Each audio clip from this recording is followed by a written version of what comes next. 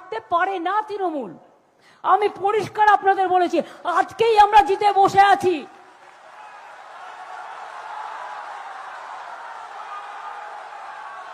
এরপরে দুর্মুষ করব, দুর্মুষ, যাতে বাংলাকে নিয়ে অসম্মান করতে না পারে। আর মানুষকে ভোটের দিনে হয়তো লাইনে দাঁড়াতে হবে, অনেক মেশিনও খারাপ করে দেয়, কিন্তু ভোটটা দেবেন।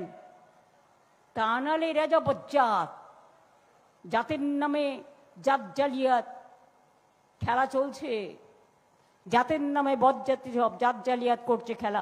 কবি নজরুল ইসলাম লিখেছিলেন। এরা এনআরসি করার প্ল্যান করবে। এই যে বলেছি না ভোদাই হাদাই, বাপরে, আর চোখগুলো দেখবেন না, মনে হচ্ছে ঠুকরে বেরিয়ে আসছে।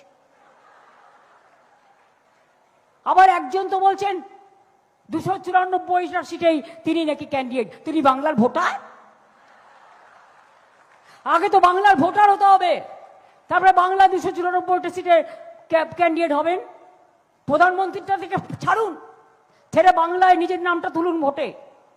অন্য জায়গা থেকে নাম যেখানে আছে কেটে, ভোটার লিস্টে তো 2 জায়গায় নাম ওঠে না।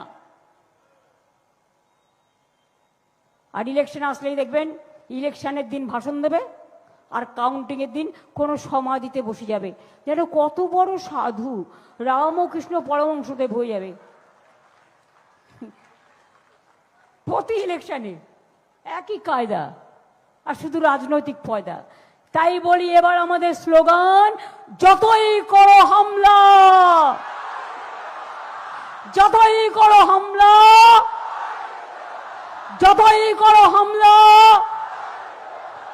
যতই করো হামলা, তৃণমূল জিতবে বাংলা, জোড়া ফুল জিতবে বাংলা, বাংলা জিতবে বাংলা। আর তোমরা ঘুরে বেড়াবে, তোমরা হবে হ্যাংলা। আর তখন লেবেন চুষ দেবো না, বিচুটি পাতার নাড়ু করে দেবো, আর ওটাতে একটু চুন মিশিয়ে দেবো, খেলেই গলাটা পরিষ্কার হয়ে যাবে। ভালো থাকবেন, সুস্থ থাকবেন, সকলের মঙ্গল কামনা করে বলি জয় হিন্দ, বন্দে মাতরম, জয় বাংলা, জয় বাংলা, জয় বাংলা, জয় বাংলা। আমার অনেক শিল্পীরা এখানে এসছে, তাদের আমি, ও মনীষদা ছিলেন, সরি মিস করে গেছি, অনন্যা, তারও, অরূপ থেকে শুরু করে সবাই আছে।